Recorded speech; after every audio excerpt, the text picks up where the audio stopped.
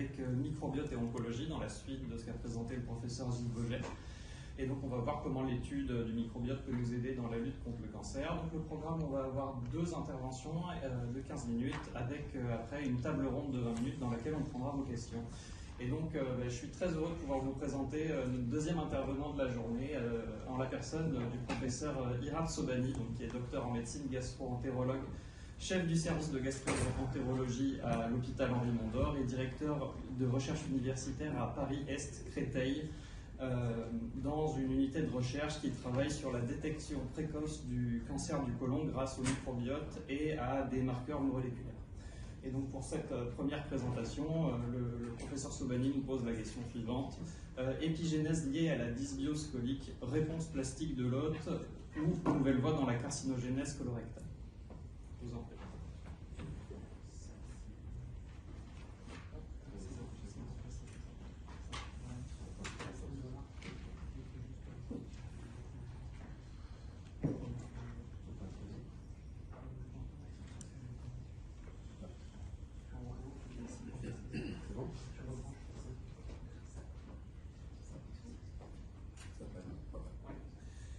Merci beaucoup d'abord aux organisateurs d'avoir fait confiance. Je précise que je ne connais pas la personne capable de présenter mieux que Laurence. Donc impossible, après son passage, en tous les cas, moi je connais pas. Vous présentez si vous connaissez. Je vais essayer de prendre juste une petite pièce du puzzle et donner un peu mon impression de changement de paradigme, parce qu'avec le microbiote, vous avez vu et vous allez voir de plus en plus qu'on change de paradigme vis-à-vis des maladies, en particulier les tumeurs digestives.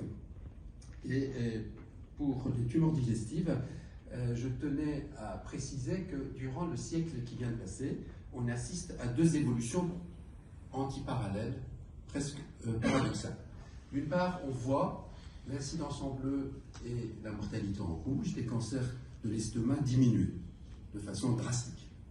D'autre part, on voit l'incidence de beaucoup de cancers augmenter, en particulier le côlon et du rectum. Sur les 40 dernières années, l'incidence a augmenté à peu près.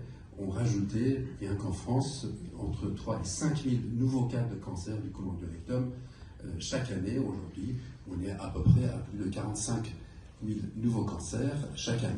Donc on peut expliquer c'est dû à la longévité.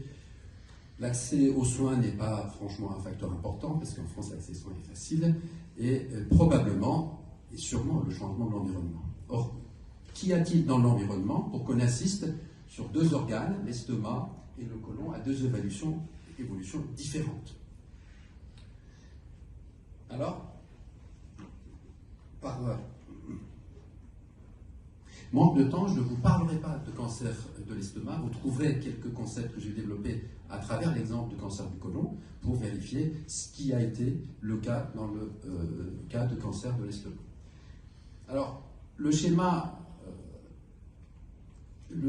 ici de vue endoscopique, des petites lésions, vous voyez en relief, qu'on appelle polypes, à l'histologie des adénomes, qui, au cours du temps, vont augmenter de diamètre pour, au bout de 10-15 ans, pour 10 à 15% de ces polypes devenir cancéreux. La plupart ne vont pas développer de maladie. Par contre, en faisant de plus en plus de coloscopies, on constate qu'à partir de la cinquantaine, quasiment tout le monde peut faire des petits polypes.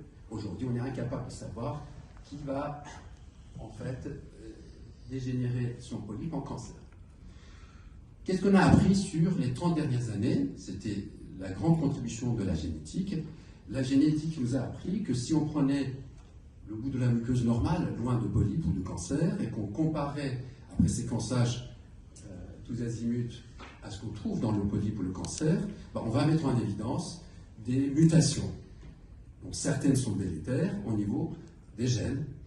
Et ce qui a été curieux, c'est que le nombre de ces gènes n'est pas très grand, c'est moins d'une dizaine de gènes, et on peut quasiment les hiérarchiser. Dans les phases les plus précoces, on a un gène, l'APC, d'ailleurs a été appelé adenomatous polycoli, parce que c'est à l'occasion de ces études-là que ce gène a été cloné et identifié. Et aujourd'hui, encore, on définit le cancer comme quelque chose qui survient après le cumul des mutations sur un certain nombre de gènes. KRAS, les gènes de transduction de signal. Puis, après, au bout, on peut avoir même les gènes de la famille de mismatch repair, les gènes qui vont détecter et réparer les mises à période d'ADN. Ces gènes peuvent, de façon somatique ou constitutionnelle, être siège de mutation.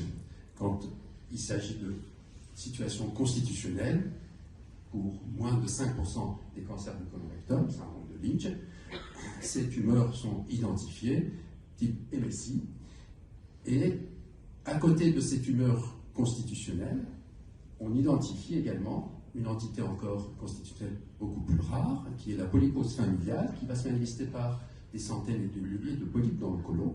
Et vous imaginez qu'à 25-30 ans, il y a au moins un de ces polypes qui dégénère en cancer, et c'est la polypose familiale.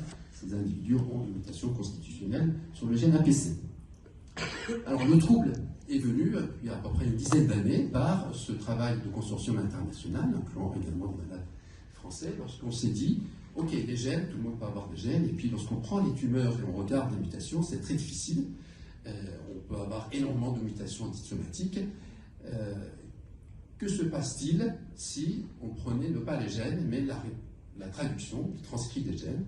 Et sur cette approche de transcrit, où on a regardé l'ARN, et l'idée était, grâce aux bioinformaticiens, d'essayer de ramasser cette hétérogénéité des cancers du côlon et du rectum et en faire 2, 3, 4 ou 5 classes. Et finalement, on est resté sur 4 classes, et très vite, on s'est aperçu qu'une des classes, le CMS pour colonique molecular subtype classe 1, ce sont à peu près 15% des tumeurs, ce sont des tumeurs qui sont bourrées de lymphocytes, mais que finalement, ces lymphocytes, sans doute, d'après ce que vient d'expliquer Laurence, ce sont des lymphocytes qui ne sont plus capables de débarrasser l'organisme de tumeurs. À côté, on voit bien que dans le CMS2, c'est essentiellement des gènes qu'on retrouve habituellement dans les cellules épithéliales, en particulier les gènes CAM, qui sont hyper activés, et on les appelle CMS2. Une vingtaine de pourcents, CMS3, où il y a énormément de cellules macrophagiques, myéloïdes, réponse inflammatoire, même si dans la tumeur on trouve toujours un peu de réponse inflammatoire, à peu près un cinquième de ces cancers exprime une réponse inflammatoire beaucoup plus importante. Et enfin, une petite 10 à 15%, les CMS4, ce sont les gènes de dialogue entre les cellules enchymateuses et les cellules épithéliales. Et on a été obligé, à l'époque, de dire, ma foi, on ne sait pas trop, mais on est obligé, comme la survie des malades en fonction de la signature du CMS change, définir les tumeurs en CMS. C'est pour ça que les épidémiologistes sont revenus en arrière, et Laurence a raison en disant qu'il ne faut jamais, devant les difficultés, les choses complexes, paniquer. On a fait appel aux épidémiologistes, et les épidémiologistes ont dit, ok, on va reprendre tout, quasiment à zéro, on va avoir une approche presque phénoménologique. Qu'est-ce qui se passe? On assiste à une grande incidence de cancer du côlon du rectum. On connaissait la séquence polype-cancer à partir de 50, 60 ans. Un peu avant, qu'est-ce qui se passe avec le développement de la technologie? Aujourd'hui, je suis capable, lorsque je fais une colonoscopie, de repérer au niveau de la muqueuse normale si les cryptes qui habituellement devraient apparaître comme ça, normales, en vue d'avion, commencent à devenir tortueux ou prendre type crypte aberrante chez les animaux, ou prendre l'aspect d'un polype en fait qui n'est pas en relief. Et en faisant ça, on a pu ramener en fait l'horloge à 10-15 ans avant.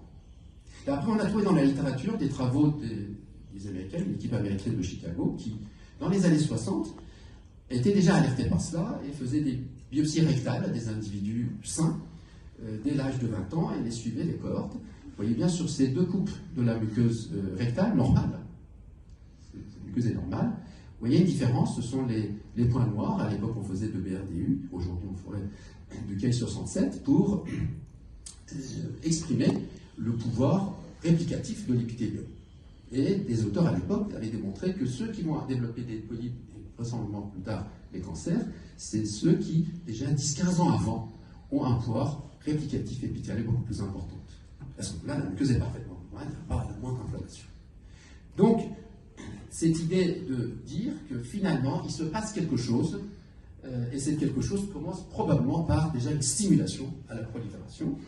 Et lorsqu'on regarde, toujours grâce aux épidémiologistes, parmi les maladies émergentes, parce que l'idée est tout de suite venue vers l'environnement, c'est-à-dire les maladies intestinales, l'obésité, presque toutes les maladies métaboliques qui induisent une insulinorésistance, et chacune de ces maladies, en fait, constitue un facteur de risque supplémentaire à la survenue du cancer, du côlon et du rectum.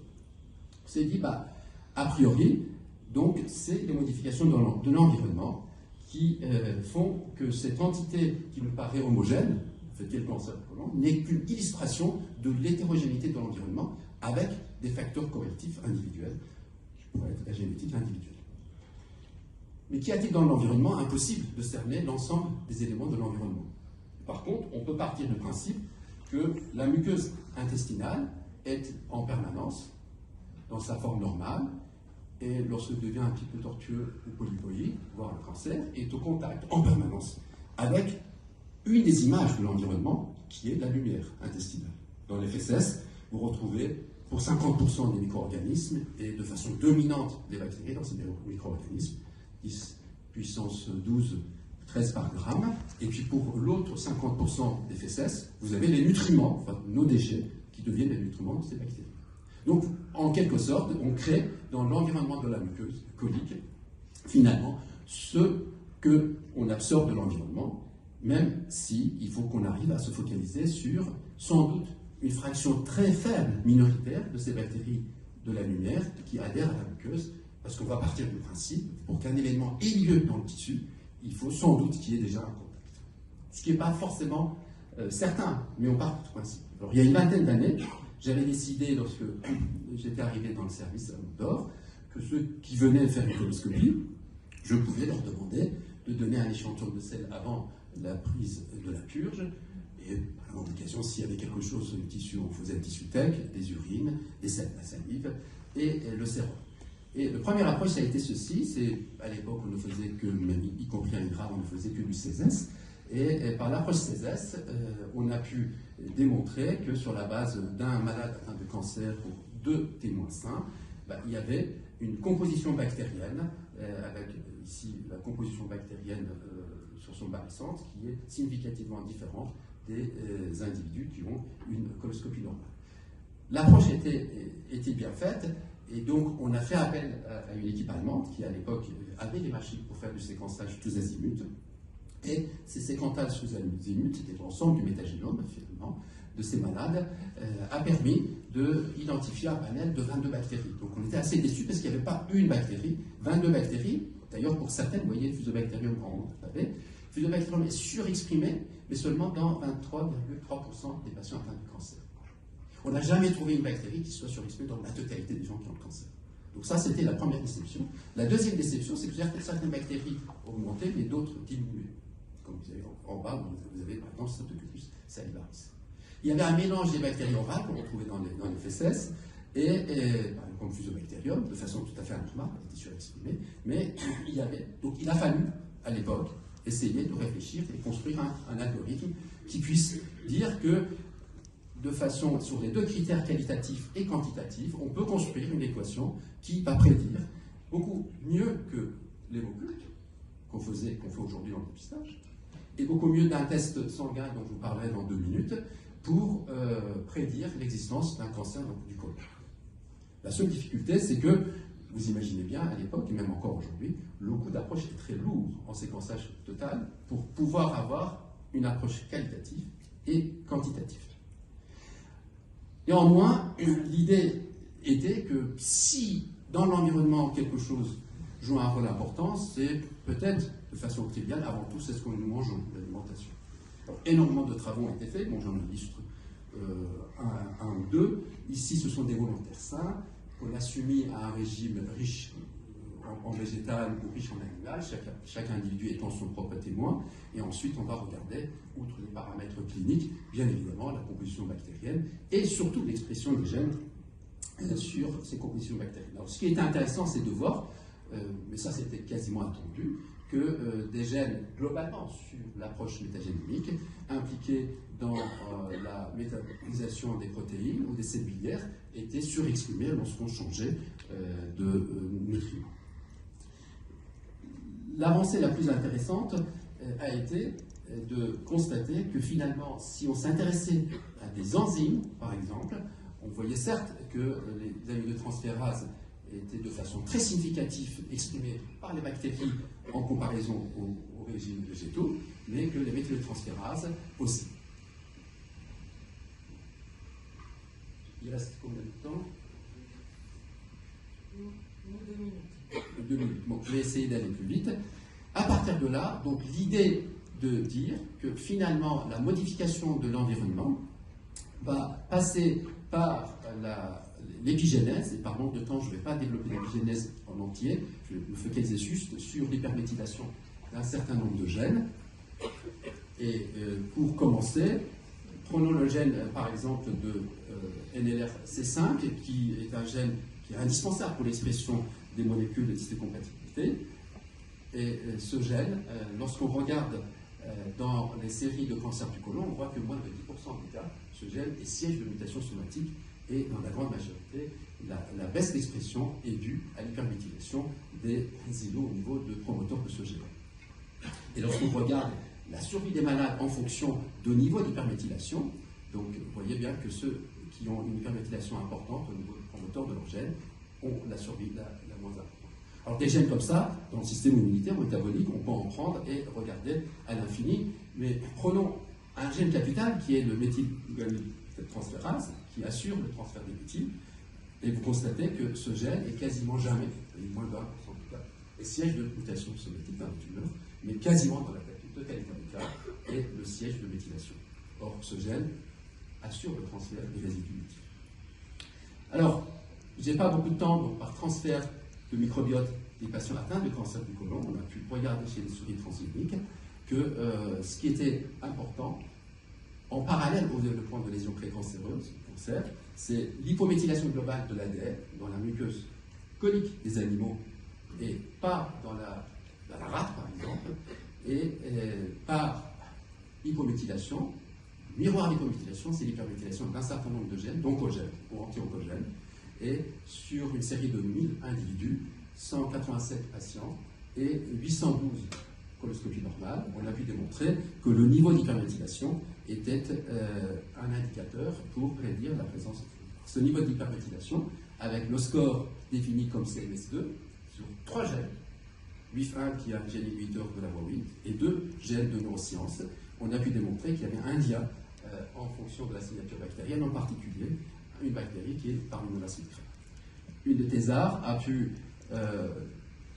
définir les gènes qui étaient hypo-hyperméthylés dans un système in vitro en présence de coculture organoïde et Parvimonas micra. Et aujourd'hui, nous sommes en train de travailler sur le mutualisme des bactéries, pas une seule bactérie, et en rapport avec l'inflammation. Et dans la série de système Lynch, un des thésards a pu démontrer que l'association bactérienne en co-exclusion, comme vous voyez ici sur les traits rouges, lorsque les individus, tous porteurs d'une mutation de type Lynch, présentent un polype à leur coloscopie par rapport à la coloscopie normale, eh bien, vous voyez, les associations, les liaisons dangereuses sont beaucoup plus importantes. Malheureusement, je n'ai pas le temps de détailler sur ce qui est focalisé sur Escherichia coli, qui est une des bactéries candidates et qu'on a regardé en réponse au traitement, et dans une série de patients atteints de maladie de Crohn, et pour tomber sur un autre gène anti-oncogène qui est un antiphosphatase et qui assure finalement la régulation de beaucoup d'autres gènes dans l'activité de la prolifération et de la promotion de la tumeur, comme le système RAS, kinase ou AKT, et on a pu démontrer que finalement c'est l'inflammation sans doute induite par des bactéries virulentes comme Escherichia coli, responsable de la baisse de cette PHPP1 dans la muqueuse inflammatoire, comme ici sur ce modèle de maladie de Crohn, et qui, chez les répondeurs, par anti-TNF, lorsqu'on contrôle l'inflammation, le niveau de HPP1 va revenir à la normale. Et ainsi, on a pu démontrer chez les patients porteurs de maladie de Crohn et non pas chez ceux qui avaient un syndrome de Lynch, il existait chez 80% une hyperméthylisation au lieu de promoteur du gène PH. En conclusion, et désolé pour le temps qui est passé, et j'espère que j'ai pu démontrer que le temps joue un rôle important dans l'impact du microbiote, que la réponse immune et sans doute la réponse métabolique, ce sont les deux volets sur lesquels il faut se focaliser, et qu'à mon sens, l'une des principales voies qu'emprunte le microbiote pour modifier l'expression des protéines chez l'autre, c'est la voie d'épigénèse. Merci.